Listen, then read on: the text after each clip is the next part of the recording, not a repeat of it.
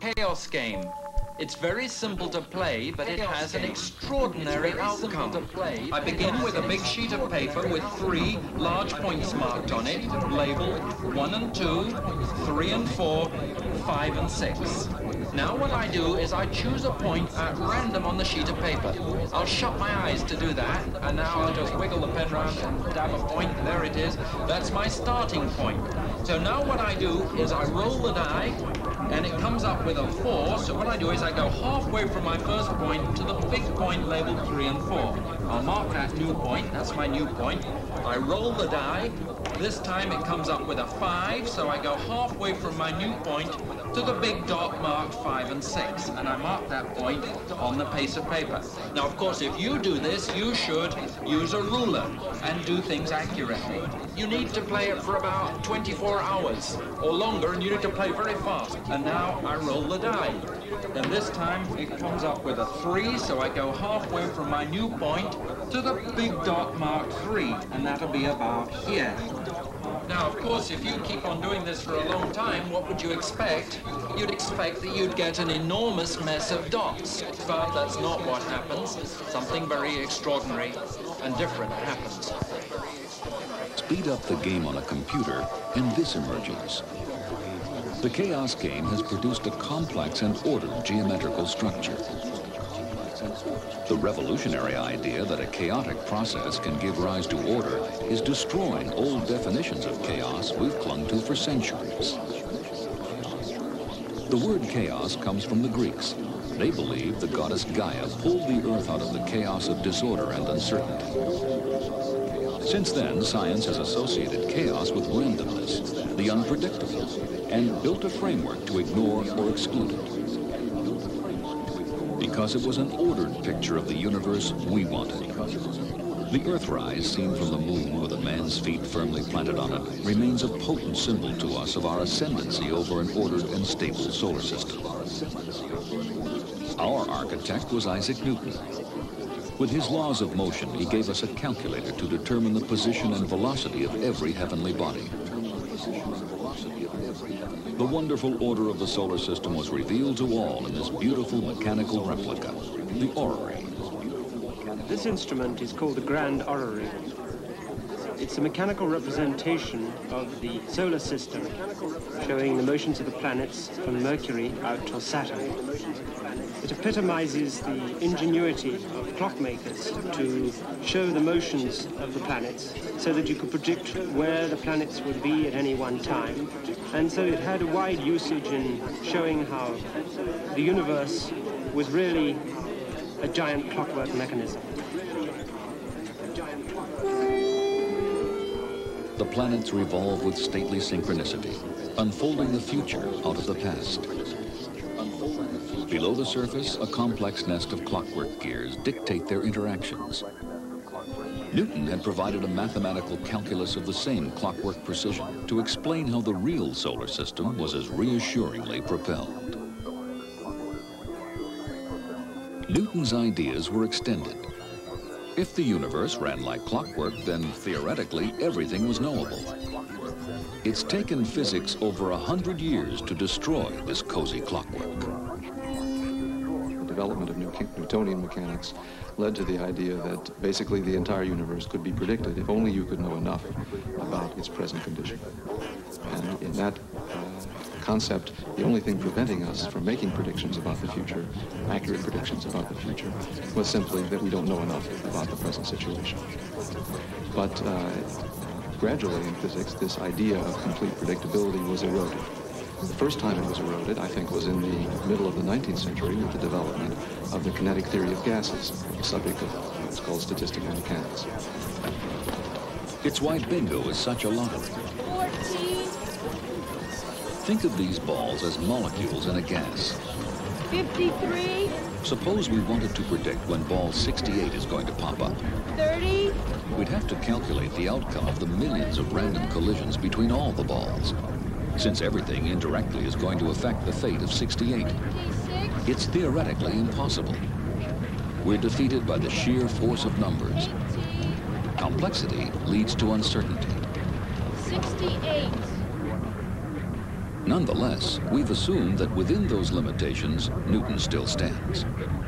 That the more we can find out about complicated things, the more we can approach his idea of ultimate predictability. The clock is symbolic of that Newtonian predictability because of the way it smoothly, regularly ticks off time. Newton's world is a linear one, where you get out exactly what you put in, or a direct proportion of it. So things change smoothly. But chaos changes things drastically. It makes even simple events impossible to predict because of a phenomenon called non-linearity. Very few things are as linear as this space gun. Fire it. Now fire again, using twice as much force. The shell goes twice as fast. That's linearity. A camel in the desert. Put a 250-pound weight on its back. It will bend. Now put another 250-pound weight on. It will bend twice as much. Now put a straw on it. That's non-linearity. A small force having an effect out of all proportion. The straw that broke the camel's back. Non-linearity explains the behavior of this balloon. It's wildly erratic, unpredictable. The air we pump in is lost continuously as it flies, interacting disproportionately with all the other variables. Non-linearity makes even very simple systems impossible to predict.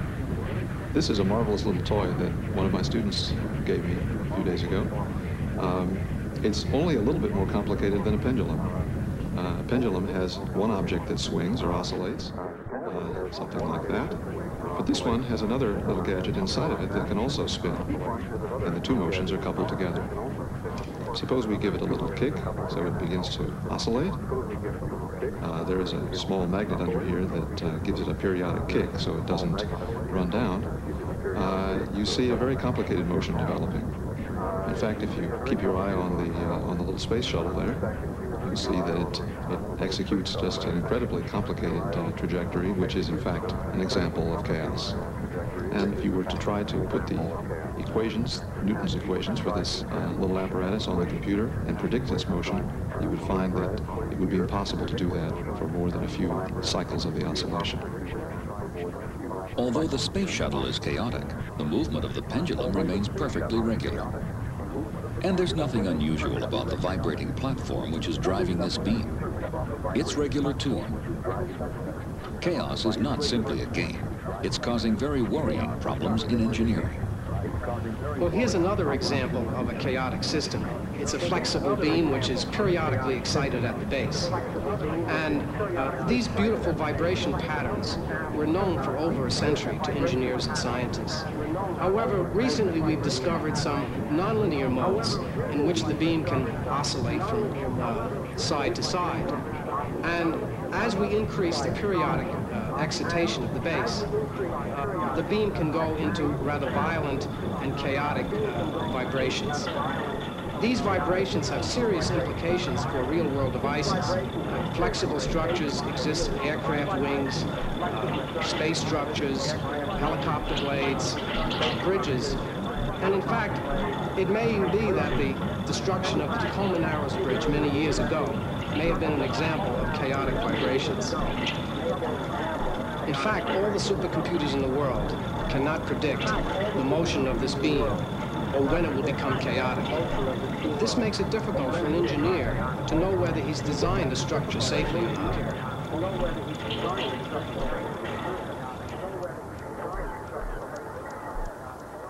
This crude model is demonstrating how a satellite solar panel can go into fatal chaotic vibration. The frightening thing is that no engineer could foresee this chaotic behavior. We're still waiting for fusion energy because scientists can't control chaotic interactions in the hot ionized gas inside this reactor.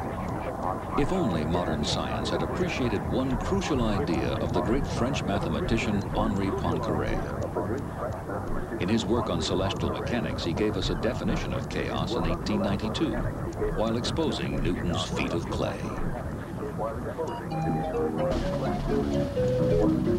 Newton had proved the stability of the solar system with an appallingly simple model: the gravitational interaction of two bodies. His equations of motion worked. The good news was hastily extrapolated to the universe at large. Well, Newton believed in the stability of the model, but he still had his deepest questions, I guess, about the connection between the model and the real solar system. And so he believed that the solar system, which obviously had several more planets, but also comets and other strange phenomena, that there, in order to keep it on a regular track, that it was necessary for God to push with his divine finger the reset button of the universe annually to keep things going the way they're supposed to go. Mistrusting Newton's metaphysics, 19th century mathematicians attempted to extend Newton's equations to just three bodies. Disaster. They could find no stable solution. Poincaré bluntly reasoned that since Newton couldn't predict the outcome for three bodies, we couldn't prove the stability of the solar system either. And if prediction was out, we would have to settle for description.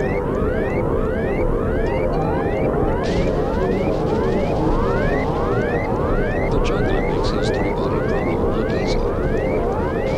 When Poincaré tried to describe the real thing, he ended up with chaos. A vision of orbits that were as tangled as a ball of string.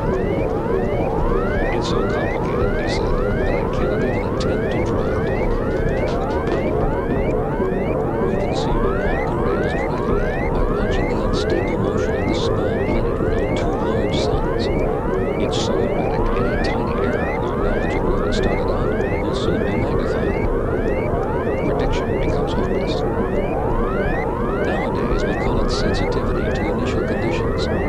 This is how Poincaré defined it.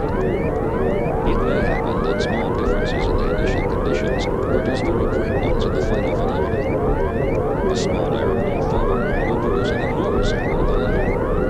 Prediction becomes impossible. Let's demonstrate the fundamental laws of chaos. With a magnet is and it undergoes a very complicated motion because it is interacting with three fixed magnets glued to the base. The fundamental cause of chaos is basically this: when the magnet approaches the fixed magnet, it can go either to the left or to the right. Which way it goes depends very sensitively on exactly where it is when you place it. Similarly, at any other point along this trajectory, which way it goes will depend on exactly where it happens to be at any particular point. That phenomenon, sensitive dependence on initial conditions, as we call it, is the fundamental cause of chaos. It arises from an underlying nonlinearity of the equations describing motion.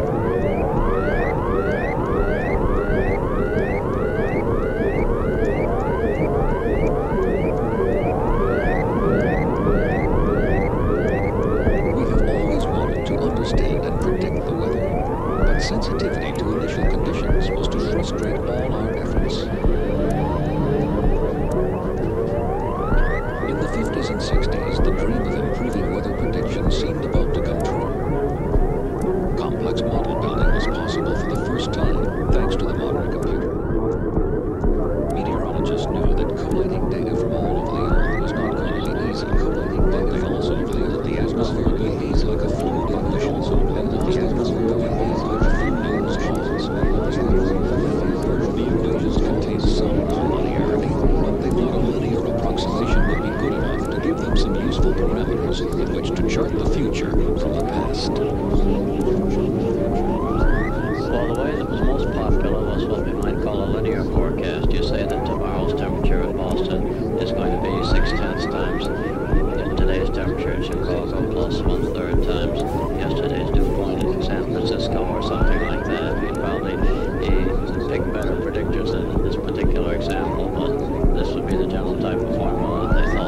could be made to work as well as any other one, provided you put enough different terms in the equations. And there was a feeling that eventually linear formulas could be discovered that would do as good a job as anything else.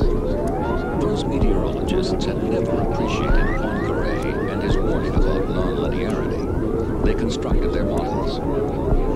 An international network of weather stations was yielding accurate information on temperature, humidity, and barometric pressure.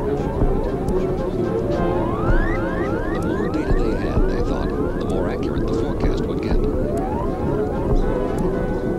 But progress in weather prediction proved disappointing. Ed Lorenz decided to go the opposite route, towards simplicity. Perhaps the weather appeared to be unpredictable, not because of complexity, but because of something simple but profound in its dynamics. So he chose a simple model. In a cold beaker of water, there is no structure, but as you heat it, these convection rolls emerge. Water heats at the bottom, becomes less dense, rises, cools, and becomes dense again, and it's pushed around by the hotter water rising behind it. In weather systems, those convection rolls are caused when air is heated close to the ground and rises before losing heat to the upper atmosphere. Lorenz found they could be modeled by equations for three variables, x, y, and z, which describe the speed and temperature of the convection roll.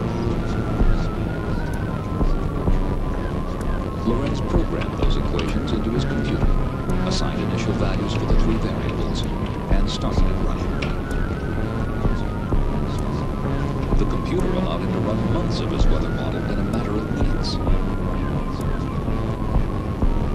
Slowly, the plot rose and fell as the values fluctuated. One day, some feature of his plot particularly interested him. He decided to run the plot again by taking the values of x, y, and z at that point and reinserting them as the new initial conditions. He left for a cup of coffee, allowing history to repeat itself.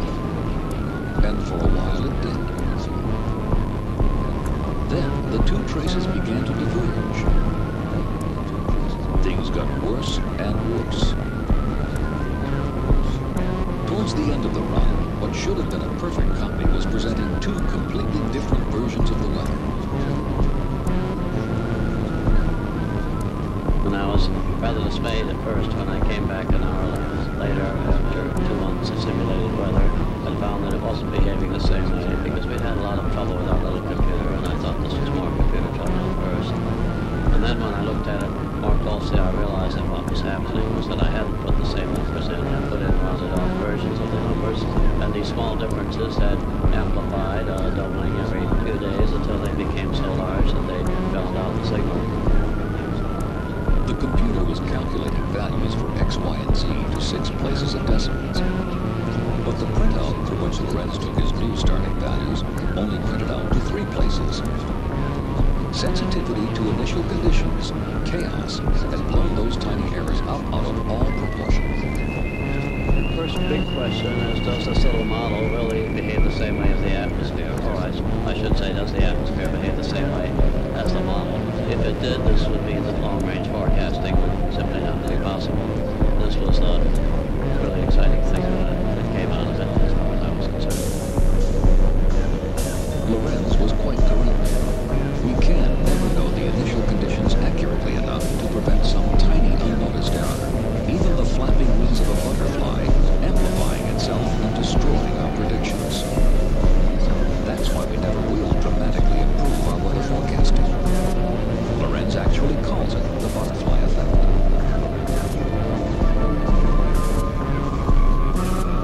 Lorenz followed Poincaré.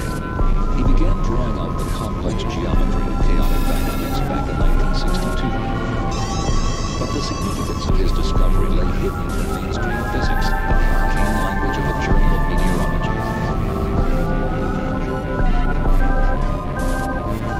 In 1977, Robert Shaw in the foreground and Peter Scott were colleagues in the physics department at the University of California at Santa Cruz.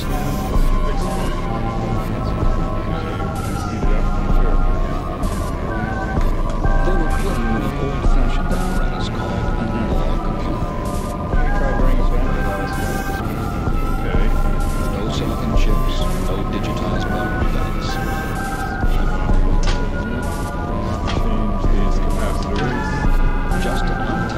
of electrical wiring. Capacitors need higher speed for solving the equations. One day, a visiting professor handed them Ed Lorentz's weather equations. They turned them directly into electrical circuitry. But you know, when you first look at this, it looks like a tangle of spaghetti, but it's actually three equations. The x equation is on the left, is generally with the green wires, and the y equation is in the middle, generally with the red wires, and the z equation is on the right, generally with the yellow wires. But as you see, there are some red wires that go back to the green wire part of the circuit, and there are some yellow wires that go back to the red wire part of the circuit. So the three equations are coupled together. When it's actually running, the electrons are flowing through these wires. It's made of simple operational amplifiers. So just resistors, capacitors, and amplifiers, little electronic amplifiers, behave, will then solve these equations. And you can see the voltage coming out here is then the solution of the equation. But no one had prepared them for this, an extraordinary dynamical object with a trajectory whizzing erratically to and fro. They breathed life into Ed Lorentz's butterfly. They'd had no idea that such simple equations could generate such complicated behavior. The equations that govern this attractor are no more complicated intrinsically than equations that govern, say, a clock. So a clock is a perfectly predictable entity, and that's almost a definition of a clock. And yet, a similar degree of complexity can produce something that behaves in this fashion. But why is it this shape? What is it actually doing? And what is it telling us about the simple convection rolls with which Ed Lorenz modeled the weather? This is another version of Ed Lorenz's convection roll. Here, dots represent varying degrees of temperature. Dynamicists conjure up an abstract three-dimensional space to describe it, whose axes, x, y, and z, represent the three variables in Lorenz's equations. The x variable describes the speed of the convection roll. As it goes in the reverse direction, the roll reverses too. Now it's going counterclockwise. Y describes a temperature gradient across the convection roll from left to right. And Z describes a temperature inversion effect. So any point in this three-dimensional space is a coordinate that combines values for all three variables and describes what the whole system is doing. Now let's see what happens when heat is applied to the resting fluid.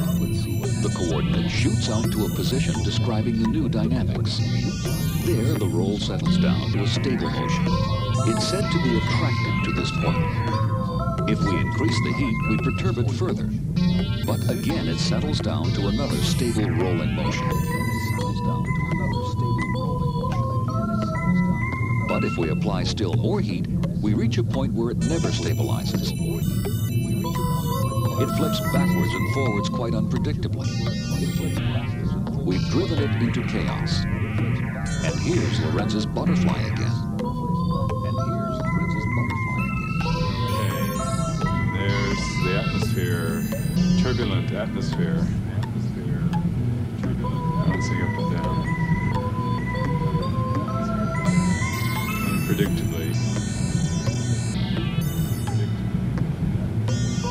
Chaos scientists call this a strange attractor. Order and chaos combined. The boundary of the attractor is fixed because it's a product of the three weather equations. Yet inside it, the behavior is totally unpredictable. But that randomness is constrained. The trajectory never strays outside the margin of the attractor. These dynamics are demonstrating sensitivity to initial conditions. It's very similar to what happens to a deck of cards in the hands of an expert croupier. Think of the deck as an attractor. Shuffling is the perfect randomizing device within it. Two cards that were initially side by side could by now be separated anywhere in the pack. This is what happens on a strange attractor. This little cross of dots represents the original coordinates and the rounded-off coordinates in Ed Lorenz's weather experiment. They are so close together, their dynamics can be described by a single trajectory, at least initially. But keep your eye on the traveling coordinate.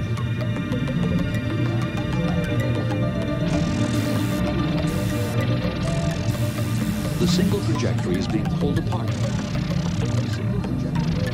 Each of these coordinates emerges with its own trajectory. Some go one way, some another. Each one of them is now describing a completely different version of the weather. This is why it is so intrinsically unpredictable. Most of nature is composed of turbulent phenomena like the weather. Air, gas, and fluids are described by the same Newtonian equations. Over a reasonable period of time, the flow rate in this river doesn't change very much. Neither does the rock in the waterfall jump about. Yet the water never takes the same path twice. Turbulence like this has baffled scientists for centuries. The entire universe is filled with fluids in turbulent motion. The atmosphere, the oceans, much of outer space, basically, is turbulent fluid. So one could take the point of view that you don't understand anything about the world until you understand turbulence. For a while, this trail of cigarette smoke rises in a simple stream. Suddenly, there's a transformation. It becomes turbulent, chaotic. But what rules, if any, govern this sudden transition from order to disorder? Golub, with a partner, Harry Swinney, built this cylinder to drive fluid from simple flow to turbulence. Inside is a smaller cylinder, which can rotate at different speeds, putting an increasing shear force on water, which is contained in the narrow ring around the outside. Small translucent particles suspended in the water allow us to see structure when it emerges. They start by rotating slowly. As we increase the speed of the fluid, you will see the emergence of a pattern, emergence of horizontal lines that mark the boundaries between donut-shaped water seats. These donuts are stacked along the direction of the cylinder, and we can see them now as they start to form at a very well-defined rotation rate of the cylinder. Water is rolling in a spiral motion sideways and up and around the donuts. As they increase the rotation rate to a well-defined level, these wavy lines develop. A subsidiary fluid motion has superimposed itself on the first, moving at a different speed. As they increase speed further, there is an abrupt change. Okay, we've increased the speed here, and we see now for the first time the emergence of disorder, emergence of chaos in the flow. If you look on a small scale here, you can see the irregularities that mark the appearance of this disorder. The rotation rate at which this disorder appears is very well defined, just as the previous transitions were very well happened with very well defined rotation rate. The flow around the donuts is switching erratically to and fro, creating a chaotic, turbulent interference pattern at the border between donuts. When you drive natural systems into chaos, they all follow a very similar rule. Apply energy to a system, and it will respond by moving to a single dynamical position or state. But put a little more in, and the system gets more complex. In a fluid, for example, you would see two patterns of motion. Put more in, and at a clear point, there will be four. In some systems, the dynamics will double again to 8.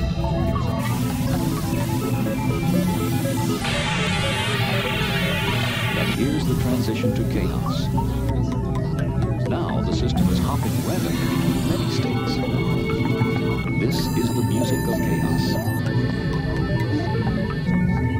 A dripping tap may be a source of irritation to us, but it was a source of inspiration to Robert Shaw and Peter Scott. In their hands, the familiar faucet turned into a landmark experiment in non-linear dynamics. The idea was put into their heads by a visiting West German scientist called Otto Grosse. It prompted another string and ceiling wax experiment. Straightforward. Well, that's looking pretty quiet. Conventional physics has no explanation for the behavior of a water drop. Shaw and Scott, from dynamical analysis, got far more on it.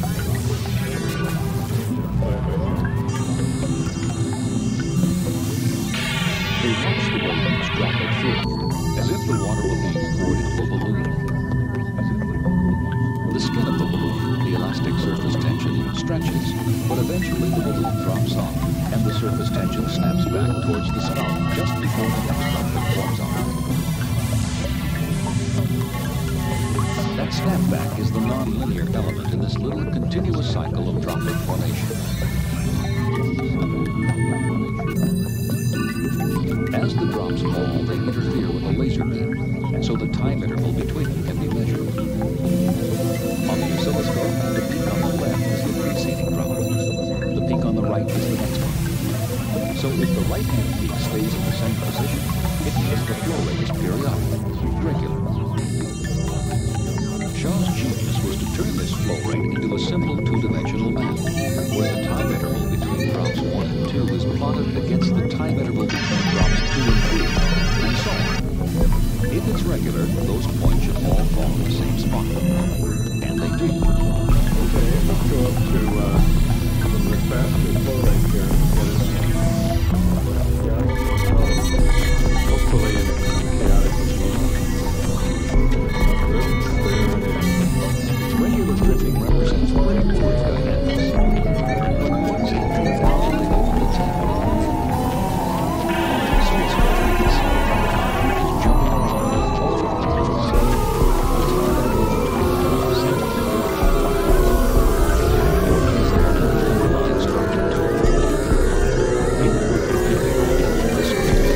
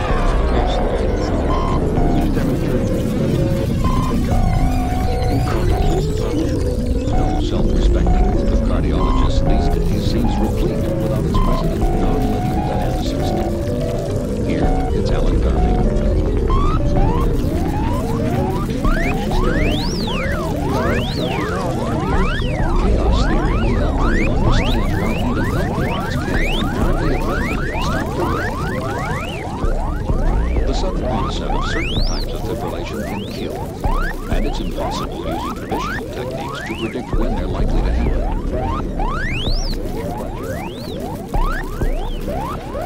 As many as half of the cardiac deaths that occur every year are totally unexpected and sudden. And the physician has no good predictors of what patients are at risk for such sudden death and what patients are not. The heart is a mechanical pump where the contraction of the upper chambers, the atria, stimulates the ventricle. It's driven by electricity. The main pacemaker, the sinus node, sends an electrical wave across the atria, making it contract. That's received by the atrioventricular node in the center, which relays the signal down to the ventricles. As long as this chain of electrical events is stable, the heart beats normally. This is what it produces. Each beat is a signature of one cycle of the mechanical activity of the heart. It contains a surprising amount of detail. First comes the P wave. That's when the atrium is contracting. Then there is the big QRS complex. That's the power stroke of the heart when the ventricle contracts.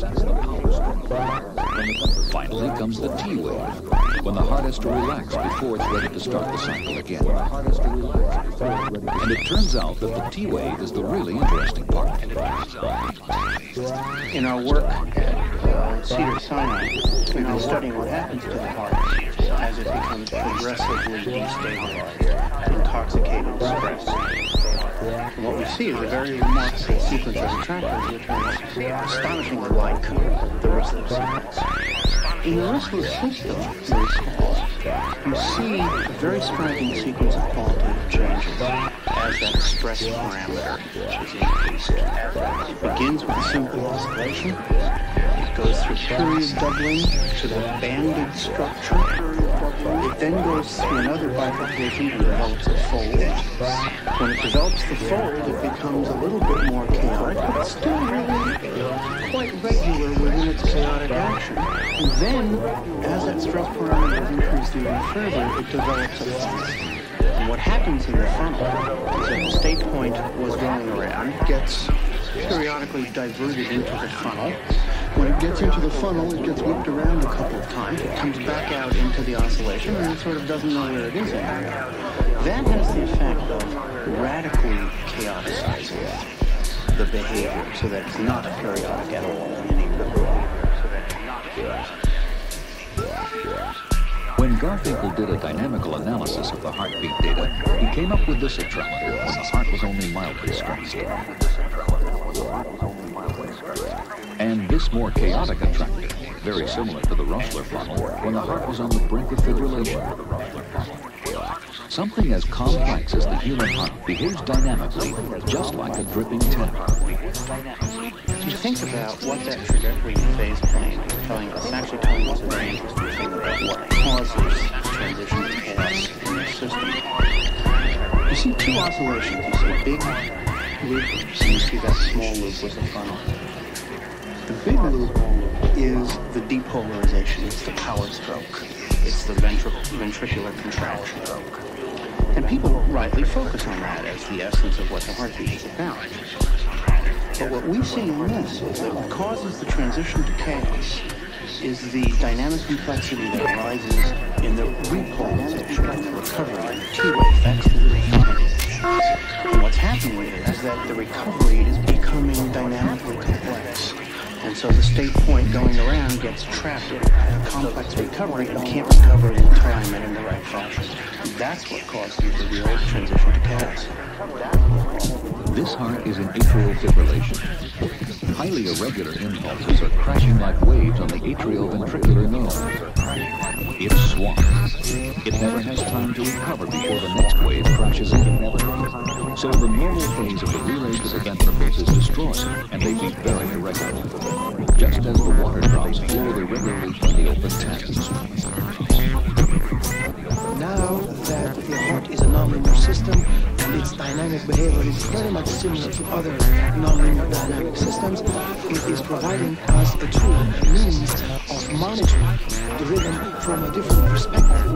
It indicates that there is an underlying pattern to this irregularity, that even though it looks random, it is not there is an underlying mechanistic explanation for what is happening. The cardiologists give their patients antiarrhythmic drugs to slow the electrical conduction rate of the heart and reduce the chance of fibrillation. If these events are totally random, it makes it very difficult for the doctors to calibrate drug dosage to the heart's response. But if heart fibrillation is chaotic, there should be a clear pathway to disorder and a clear pathway back again. We're also hoping that as we treat people with one of these antiarrhythmic drugs, that the process that they underwent to achieve chaos gradually reverses and eventually end up with a normal sinus rhythm again. On the route back to that normal sinus rhythm from chaos, we appear to be seeing repetitive cycles, lower dimensional attractors, if you will. We're going from high dimension chaos to lower dimensional chaos, and hopefully eventually back to regular sinus rhythm. It's a new microscope. It's an aid in the same way the stethoscope is an aid to hearing, in the same way the electrocardiogram is an aid to analyzing the pulses of the patient. It gives us a new way of looking at the patient. Hopefully it will provide us new mechanisms and a new basis for predicting those people who are at high risk and those people who are not. The heart is a rhythmic, periodic organ, so chaos in the heart can be fatal. But chaos is not always bad news. Some biological systems thrive on it. Here, the nervous system of a simple invertebrate animal, a medicinal leech, lies exposed to a microelectrode.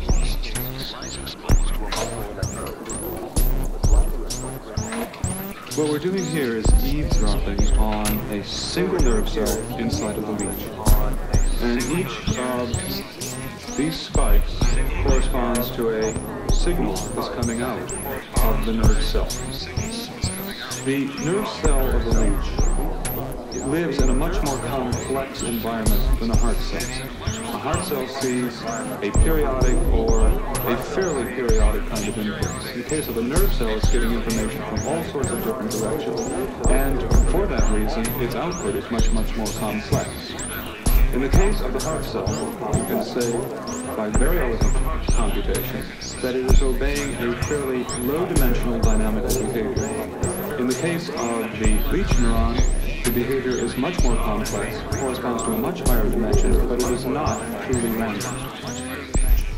This is the strange attractor Rat constructs from his nerve data. It may look random, but it's a lot more constrained than a picture of total randomness. Constrained randomness is the secret of healthy nerve action.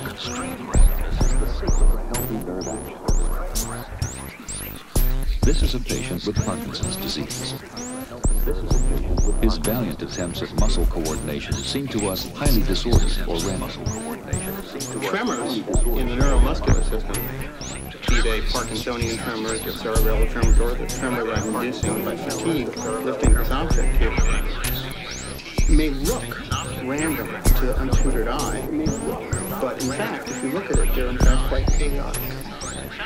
We think they're produced by synchronization of motor units, a pathological synchronization of motor units, which the nervous system under normal circumstances, I have to put this down, under normal circumstances, the nervous system has mechanisms for desynchronizing to preventing tremor. And under pathological conditions like fatigue or Parkinsonism or cerebellar lesions or various other diseases, this active desynchronization mechanism breaks down. Nerves firing remind Garfinkel of a pan of hot, bubbling cheese sauce. This is our computer version of it. In cheese sauce, each bubble suppresses the formation of other bubbles close to it, preventing one disastrous volcano and spreading the bubbling out in a desynchronized manner. Biological systems, at least in some respects, need to be chaotic. They need to be bubbly, they need to stay loose. And chaos can provide the mechanism that does that. In the muscle, we think that there is a similar mechanism. Renshaw cells carry out exactly that same lateral inhibition that you see in the cheese sauce. And the result of that in the healthy individual and the non-tremor individual is exactly that nice desynchronization of motor units. They're firing perhaps randomly looking, but not really. They're firing in an actively desynchronized manner and thereby enabling you to avoid the spasmodic motion that you see in tremor. Here are two brainwaves. One looks ugly, irregular, looks very irregular. Here's another one that looks extremely regular. Nice round wave followed by a sharp wave. Round wave followed by a sharp wave. Which one would you rather have? And the answer is that the upper one, the ugly, irregular one, is a normal adult EEG. The bottom one is a spike wave complex of an epilepsy, which is a very dangerous and very pathological condition. The moral of the story here is I think that order is not always good. In brainwaves, at least, this kind of order is pathological, and a chaotic-looking EEG is a healthy order. This experimental data looks quite normal. An irregular, healthy EEG at the top, a regular heartbeat, and a smooth respiratory cycle. Two of Garfinkel's colleagues have studied the effect of one drug, cocaine, on these listeners.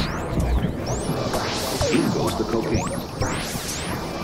Now the EEG resembles an epileptic fit. The heart is fibrillated, and the breathing cycle is irregular. One drug has caused pathological order in the brain and pathological chaos in the heart and lungs.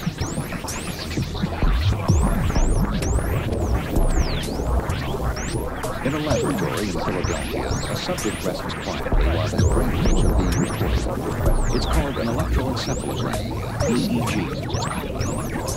If a healthy brain is chaotic, it should be possible to find the strange effects of the mental processes. Though a skeptic might wonder what such a dynamical analysis could usefully tell you about the endless chatter between billions of nerve cells that occurs when a human being is thinking. One might consider it analogous to hanging a single audio microphone over Beijing. One could not possibly begin to understand conversations. But in fact, there is some information to be done. If you were to record for a sufficiently long period of time, you would first of all discover that there's about a 24-hour cycle to the sound that you're picking up. And if you continue to record for even longer periods of time, there is a certain seasonal variation. People are out in the evenings longer in summer months. And in fact, on a few very special occasions, such as New Year's celebrations, there will be annually a very abrupt transition of behavior, which nonetheless reproduces itself. So by hanging the microphone over Beijing, you are not going to learn Chinese, but you could in fact learn something about the collective behavior of Chinese urban populations. And this is exactly what one is doing electroencephalographically. If you take an electrical signal recorded from the subject naturally and perform the kinds of mathematical analysis that one does for signals from fluid experiments or electronic circuit experiments, in fact, instead of getting a very complex, random kind of pattern of behavior, you get a very simple and visually very beautiful kind of a pattern which corresponds to a very low-dimensional attractor. In order to find out what happens when the subject is mentally more active, they get him to count backs to himself in sevens. A not-so-easy mathematical task. They do a new dynamical analysis, and the attractor changes. It becomes more complex, fatter, a higher dimensional chaos. But it's still constrained by an attractor. They hope there will be a series of attractors specific to different levels of mental activity. Webb thinks the brain embraces chaos because this unique combination of order and randomness helps the problem-solving job it was designed to do. One is compelled to ask the question, what functional advantages can chaotic behavior actually provide? One of the areas where it's fairly clear that advantages can arise is in the area of optimization. Sounds complicated, but it's essentially the notion of search. The search for the best solution. What a certain amount of turbulence in that search can do is help you avoid becoming preoccupied with a small-scale solution and possibly lose sight of a much better solution. It's almost a forest in the trees phenomenon.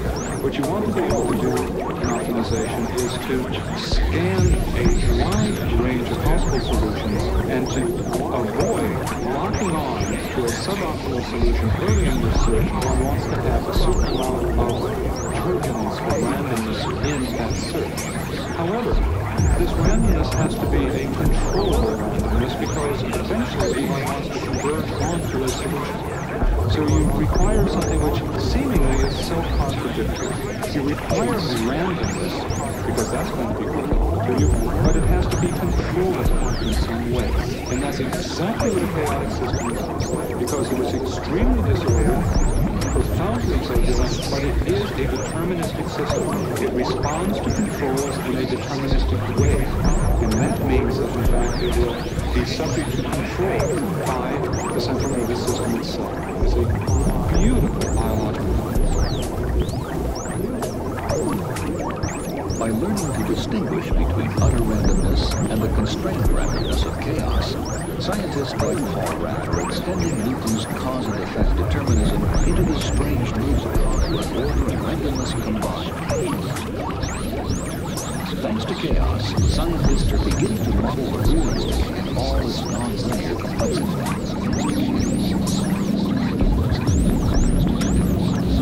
The red spot of Jupiter has survived in the eye of a hurricane since Galileo first noticed it in 1610. It's puzzled scientists for centuries, and until recently there were no convincing theories for it.